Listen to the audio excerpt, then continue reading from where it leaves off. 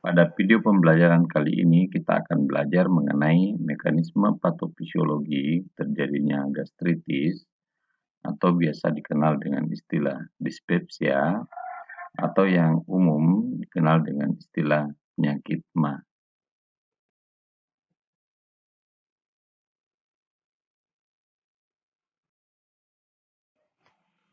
Gastritis adalah peradangan pada mukosa lambung yang dapat bersifat akut ataupun kronik, bersifat difus atau lokal, dengan karakteristik anoreksia, rasa penuh pada lambung, tidak enak pada epigastrium, mual dan muntah.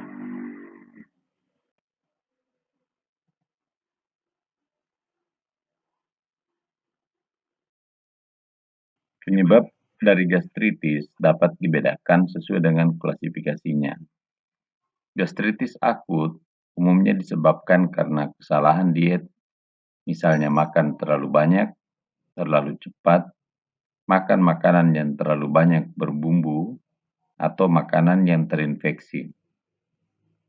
Penyebab lain termasuk alkohol, konsumsi obat aspirin, obat antiinflamasi non-steroid, reflux empedu, atau terapi radiasi. Gastritis akut dapat juga menjadi tanda pertama infeksi sistemik. Bentuk gastritis akut yang lebih parah disebabkan oleh asam kuat atau alkali yang dapat menyebabkan mukosa menjadi gangren atau mati atau sampai terjadi perforasi.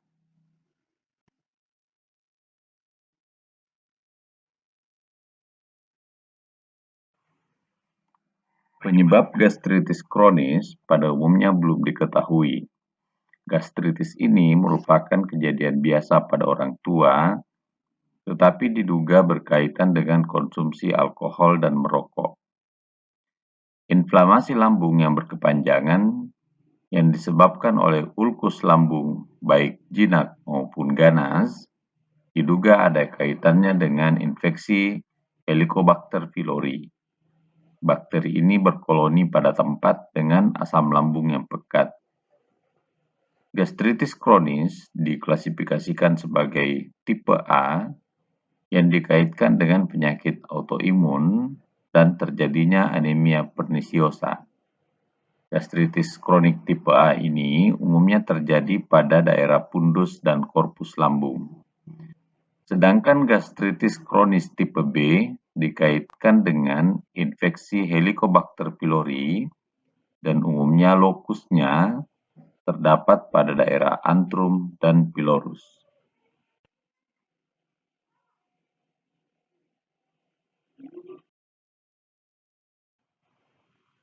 Banyak faktor yang menyebabkan gastritis akut, seperti beberapa jenis obat, alkohol, bakteri, virus, jamur, stres akut, radiasi, alergi, atau intoksikasi dari bahan makanan dan minuman, garam empedu, iskemia, dan trauma langsung.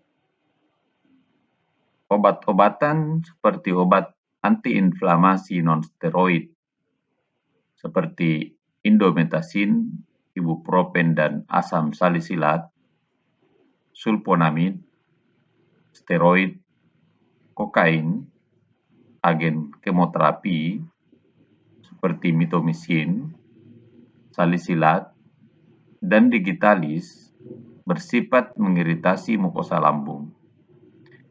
Minuman beralkohol seperti whisky, vodka, infeksi bakteri misalnya oleh Helicobacter pylori, Helicobacter heimani, Streptococcus, Staphylococcus, Proteus species, Clostridium species, E. coli, tuberkulosis, dan secondary sipilis.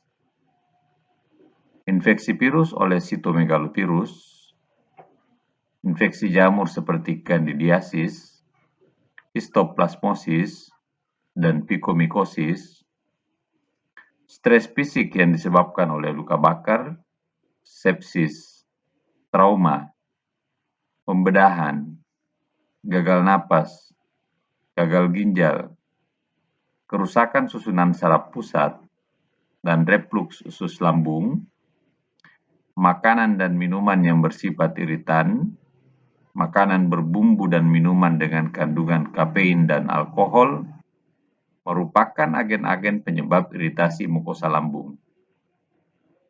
Garam empedu terjadi pada kondisi reflux garam empedu. Komponen penting alkali untuk aktivasi enzim-enzim gastrointestinal dari usus kecil ke mukosa lambung, sehingga hal ini dapat menimbulkan respon peradangan mukosa. Berikutnya adalah iskemia. Hal ini berhubungan dengan akibat penurunan aliran darah ke lambung. Kemudian trauma langsung lambung berhubungan dengan keseimbangan antara agresi dan mekanisme pertahanan untuk menjaga integritas mukosa yang dapat menimbulkan respon peradangan pada mukosa lambung. Secara patofisiologi, ada beberapa faktor yang dapat menyebabkan kerusakan mukosa pada lambung. Meliputi yang pertama, kerusakan mukosa barier yang menyebabkan difusi balik ion hidrogen meningkat. Yang kedua, perfusi mukosa lambung yang terganggu. Dan yang ketiga, jumlah asam lambung yang tinggi. Faktor-faktor tersebut biasanya tidak berdiri sendiri. Contohnya, stres fisik akan menyebabkan perfusi mukosa lambung terganggu sehingga timbul daerah-daerah infark kecil. Hal tersebut membedakannya dengan gastritis erosif karena bahan kimia atau obat. Pada gastritis reflux, gastritis karena bahan kimia, dan obat menyebabkan mukosal barier rusak sehingga difusi balik ion H meninggi. Suasana asam yang terdapat pada lumen lambung akan mempercepat kerusakan mukosa barier oleh cairan usus. Pada kondisi di mana pasien mengkonsumsi alkohol bersamaan dengan aspirin, efeknya akan lebih merusak dibandingkan dengan efek masing-masing agen tersebut secara terpisah. Gastritis erosif hemoragik tipus biasanya terjadi pada peminum alkohol berat dan pengguna aspirin. Kondisi tersebut dapat menyebabkan perlunya dilakukan reseksi atau pembedahan lambung. Penyakit yang serius ini akan dianggap sebagai ulkus akibat stres karena keduanya memiliki banyak persamaan.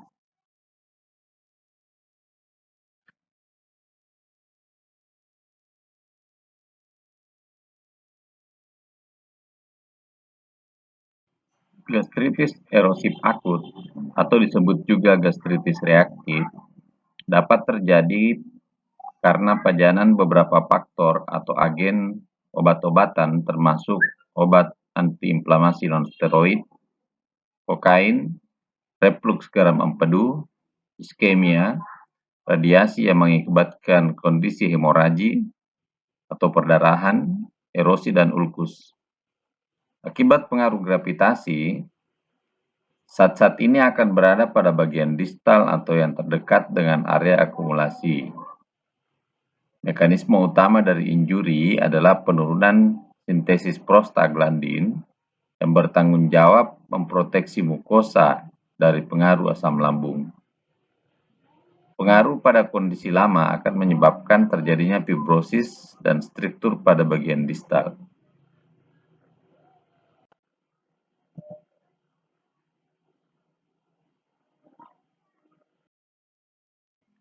Infeksi bakteri merupakan penyebab lain yang dapat meningkatkan peradangan pada mukosa lambung. Helicobacter pylori merupakan bakteri utama yang paling sering menyebabkan terjadinya gastritis akut. Prevalensi terjadinya infeksi oleh Helicobacter pylori pada individu tergantung dari faktor usia, sosial ekonomi, dan ras. Pada beberapa studi di Amerika Serikat, didapatkan infeksi Helicobacter pylori pada anak-anak sebesar 20%, pada usia 40 tahun sebesar 50%, dan pada usia lanjut sebesar 60%.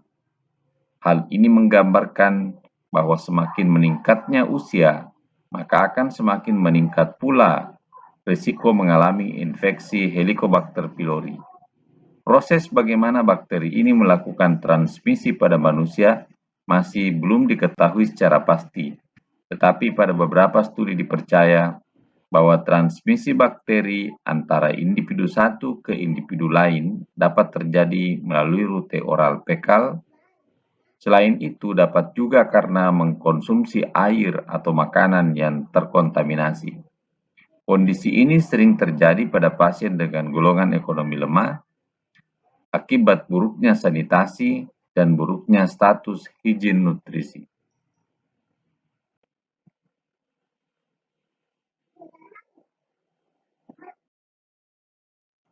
Gastritis akut akibat infeksi Helicobacter pylori biasanya bersifat asimptomatik. Bakteri yang masuk akan memproteksi dirinya dengan lapisan mukus. Proteksi lapisan ini akan menutupi mukosa lambung dan melindungi dari asam lambung. Penetrasi atau daya tembus bakteri ke lapisan mukosa menyebabkan terjadinya kontak dengan sel-sel epitel lambung dan terjadi adesi atau perlengketan, sehingga menghasilkan respon peradangan melalui pengaktifan enzim untuk mengaktifkan interleukin 8. Hal tersebut menyebabkan fungsi barier lambung terganggu dan terjadilah gastritis akut.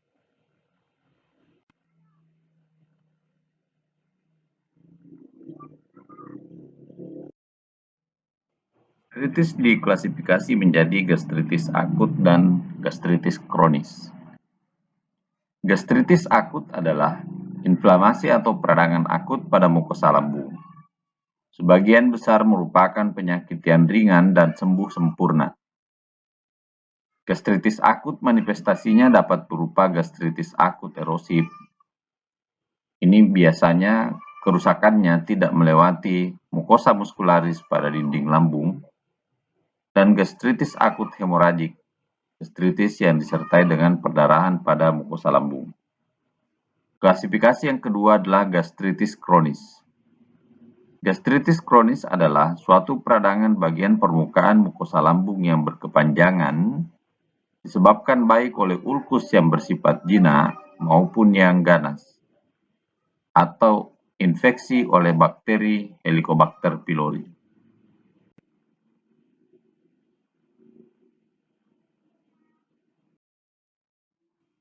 Manifestasi klinis gastritis akut mencakup rasa nyeri pada epigastrium yang mungkin disertai mual. Nyeri dapat timbul kembali bila perut kosong. Saat nyeri, penderita biasanya berkeringat, gelisah, sakit perut, dan mungkin disertai peningkatan suhu tubuh, takikardia atau denyut nadi lebih cepat, sianosis, perasaan seperti terbakar pada epigastrium, dan mengalami kelemahan. Pada gastritis kronis, tanda dan gejala hampir sama dengan gastritis akut, hanya kadang disertai dengan penurunan berat badan, nyeri dada, anemia, nyeri seperti ulcus pepticum, dan dapat terjadi aklorhidrasi atau pengurangan jumlah cairan lambung, kadar gastrium serum yang tinggi.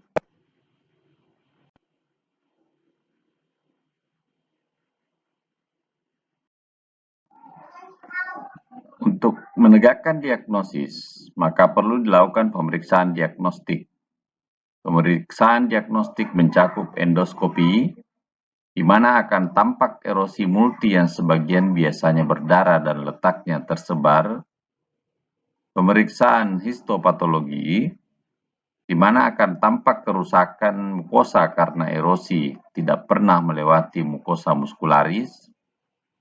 Biopsi mukosa lambung, analisa cairan lambung untuk mengetahui tingkat sekresi HCl. Sekresi HCl menurun pada pasien dengan gastritis kronik. pemeriksaan barium, radiologi abdomen,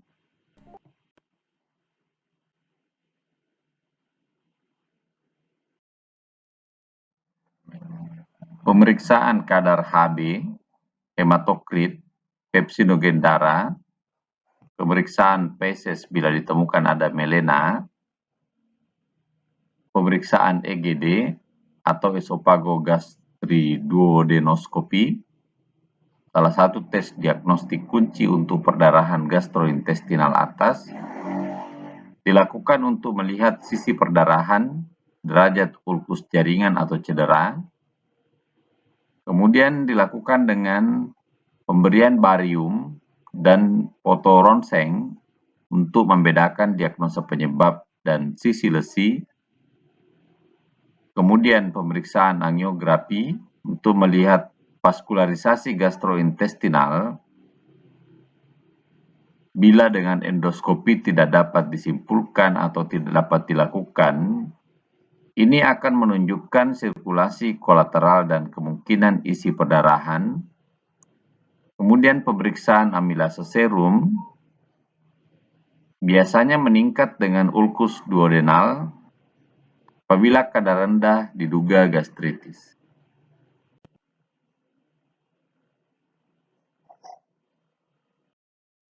Demikianlah video pembelajaran kita pada kesempatan ini mengenai mekanisme patofisiologi terjadinya gastritis, baik gastritis akut maupun gastritis erosif. Semoga bermanfaat. Terima kasih.